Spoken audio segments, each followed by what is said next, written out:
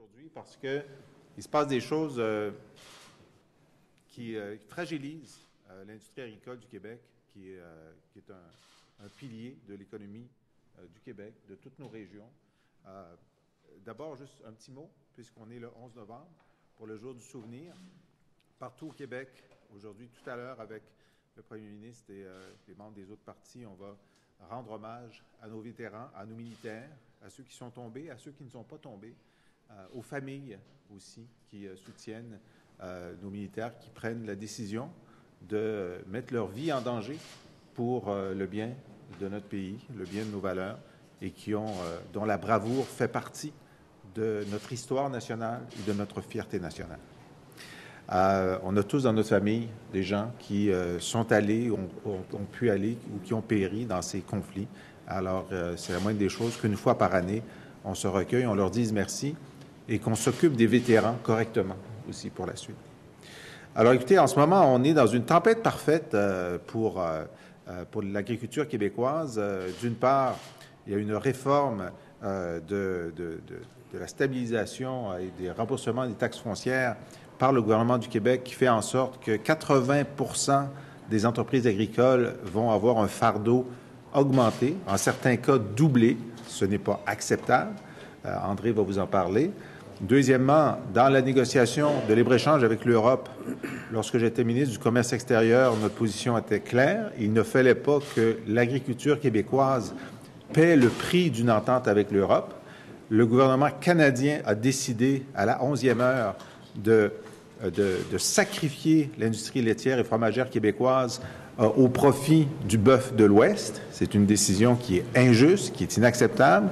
Et lorsque j'étais ministre du Commerce extérieur, la position que nous avions prise, c'est que on est pour l'accord parce que je pense que ça va être très bon pour les exportations de nos entreprises et de nos PME dans toutes les régions, mais pas au prix de ce coût imposé de 300 millions de dollars par année à notre industrie laitière et fromagère.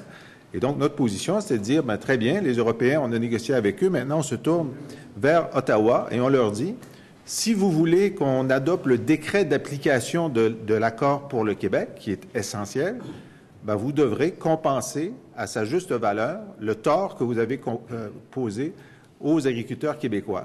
Et c'était ça notre levier de négociation, notre rapport de force face à Ottawa, pas face à l'Europe, face à Ottawa, c'est-à-dire on va signer le décret au moment où on sera satisfait. Et est arrivée une mauvaise nouvelle. Les libéraux ont pris le pouvoir et ont décidé d'abandonner notre rapport de force. Et M. Couillard a dit, on va signer de toute façon. Alors, comment pensez-vous qu'Ottawa a réagi? Il s'est dit, bon, ben, j'aurais pas besoin de compenser à sa juste valeur. Et là, on a eu les chiffres hier. Alors, sur 5 ans, on estime à 1,5 milliard la perte pour l'industrie laitière et fromagère. Et sur 5 ans, le fédéral offre 350 millions. Alors, on perd 1,5, ils en offrent 350. Alors, on voit, c'est là que nous a amené l'incompétence de négociateurs du gouvernement libéral québécois et du ministre Pierre Paradis qui entérine cette position de faiblesse face à Ottawa. Alors, nous, on dit que la compensation doit être égale au tort causé. Parce que dans l'Ouest, le bœuf de l'Ouest, ça va bien leur affaire. Ça va aller bien leur affaire. On ne leur enlèvera rien à eux. Alors, pourquoi nous, on paie là-dessus? Et notre position, André et moi, on en a discuté ce matin, on dit c'est sûr que l'UPA donne une évaluation de pertes par année.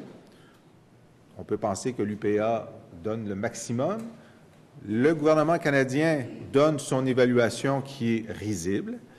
Et donc, notre proposition, c'est qu'on trouve un forum des économistes respectés de tous, c'est-à-dire de l'UPA, du gouvernement du Québec et du gouvernement fédéral, qui va nous donner une formule réelle de compensation totale sur toute la période.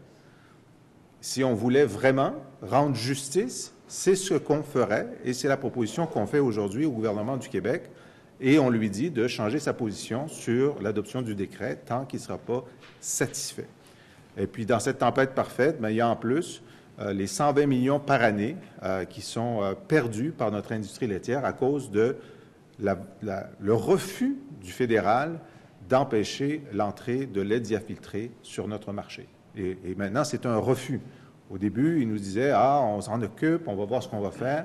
Mais les mois passant, on voit bien qu'il y a des intérêts qui ont l'oreille du premier ministre Trudeau et de son conseil des ministres, et ils refusent d'agir. Et donc, on a cette perte de 120 millions par année qui semble récurrente. Alors, ce serait la moindre des choses que le gouvernement québécois n'en rajoute pas avec une réforme mal avisée du remboursement des taxes foncières.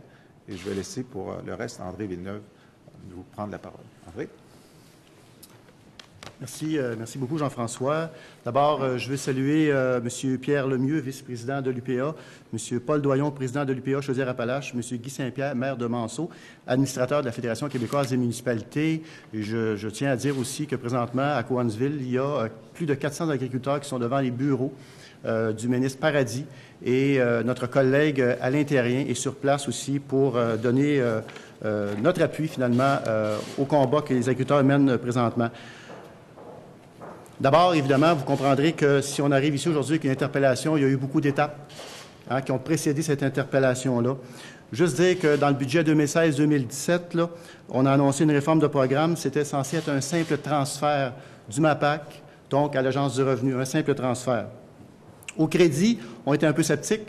On a posé des questions, on a présenté des chiffres au ministre, des chiffres d'ailleurs qui avaient été rendus publics par l'UPA. Et le ministre, devant ces chiffres-là, n'a pas trop semblé savoir de quoi on parlait. Mais ce qu'on lui disait, dans le fond, c'est que la réforme qu'il est en train de mettre en place, c'est pas un simple transfert, c'est carrément qu'il joue dans les paramètres. Il fait une télétransportation du programme, mais pendant la télétransportation, il joue dans les paramètres.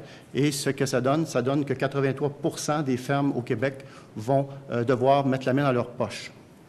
Le 7 juillet, d'ailleurs, on a eu la réponse du MAPAC à la question au crédit, qui venait confirmer finalement nos craintes. Le 15 juillet, il y a eu une rencontre technique avec le ministre des Finances, le MAPAC, et l'UPA. Si on est ici aujourd'hui, c'est parce que ça n'a pas donné de résultat, vous comprendrez. Évidemment, il y a eu beaucoup d'autres mesures qu'on a prises et que les gens, les agriculteurs et agricultrices du Québec ont fait aussi, que ce soit des communiqués ou toute autre façon, finalement, d'interpeller le gouvernement. Le 20 septembre, une lettre envoyée à M. Letao, agence, donc ministre des Finances, Agence du revenu, de la part de la Fédération québécoise des municipalités, signée par M. Lehoux, donc le président, alors dans laquelle la Fédération québécoise des municipalités, qui collecte les taxes, je pense que c'est important de le dire, et les agriculteurs paient les taxes, et la FQM collecte les taxes, parce que les municipalités collectent les taxes, et la Fédération québécoise des municipalités et l'UPA sont d'accord, il faut reporter le programme. Il faut le reporter et ça ne causera aucun préjudice au Trésor du Québec parce que dans le budget, c'était à coût nul. Donc, il n'y a pas de problème à ce niveau-là. Puis quant à la fonctionnalité du programme, il fonctionne très bien. Il est là depuis un certain nombre d'années et ça fonctionne très bien. Et on doute que ça va fonctionner aussi bien que l'Agence du revenu, mais ça, on verra si on se rend jusque-là. Donc, aussi peut-être vous dire que, entre autres efforts que nous avons faits pour pouvoir permettre au monde agricole de se faire entendre, on a demandé un mandat d'initiative.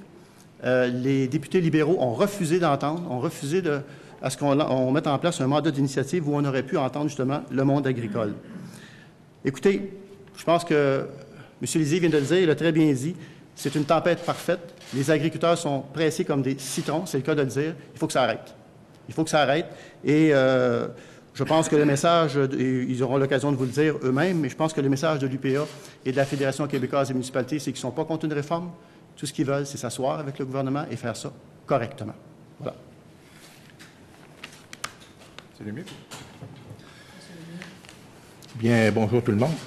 Dans les premiers temps, je voudrais remercier le Parti québécois d'au moins avoir mis en évidence aujourd'hui par un questionnement à l'Assemblée nationale sur le programme de remboursement de taxes.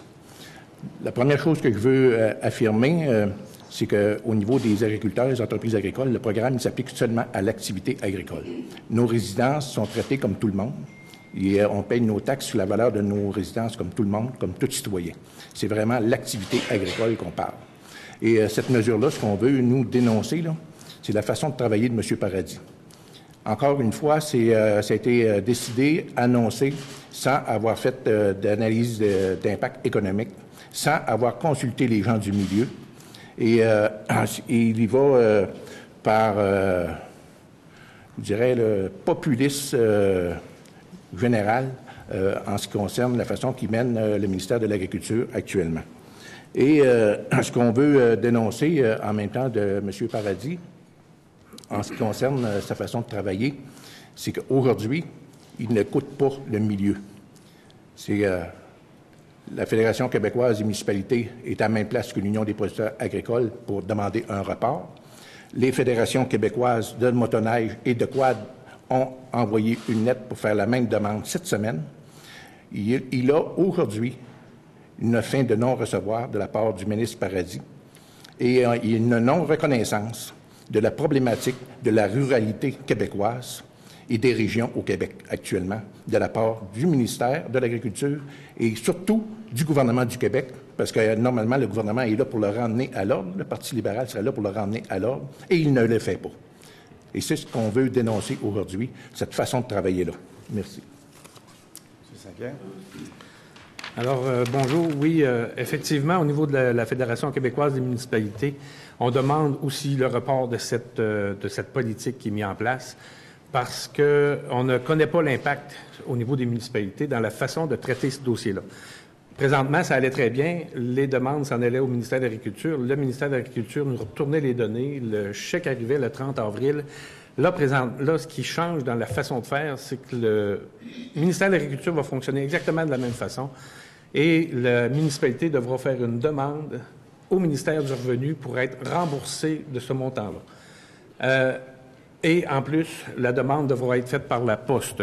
On est en 2016. Est-ce qu'on vit le retour du pigeon voyageur? Peut-être que ce sera la nouvelle méthode de communication avec les municipalités. Mais au niveau des municipalités aussi, il faut se souvenir que le premier ministre de Congrès, les 2 derniers congrès qu'il a assistés, il parle des municipalités, qu'on n'est plus des créatures du gouvernement, mais qu'on est des partenaires. Et quand on est des partenaires, on veut discuter de la façon dont fonctionne le ministère dans ses relations avec les municipalités. Et présentement, il y a eu aussi, faut le noter, le plan d'action gouvernemental suite au dépôt du rapport Perrault sur la reddition de comptes. Et dans ça, on parle de consulter les municipalités au moment où ils sont touchés. Et dans ce programme-là, il n'y a rien qui a été fait. Alors, ce qu'on demande au gouvernement, au ministre de l'Agriculture, c'est de reporter ce programme, cette modification au programme. Et on appuie l'UPA dans leur démarche pour en arriver à ce résultat. Merci beaucoup. Merci.